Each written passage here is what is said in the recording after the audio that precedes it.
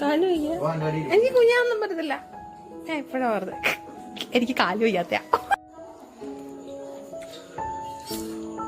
ഇനിയിപ്പോ വീഡിയോ എടുക്കാൻ പേടിയാ. വീഡിയോ എടുത്തിട്ട്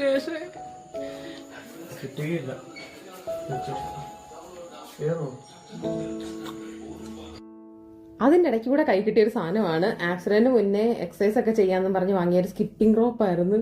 ചുമ്മാ ഇരുന്ന് ചേലായിരിക്കും. ഇനിയിപ്പോ കാലൊക്കെ ഒന്നുകൂടെ റെഡി ആയിട്ടേ ചാടാൻ പറ്റൂ.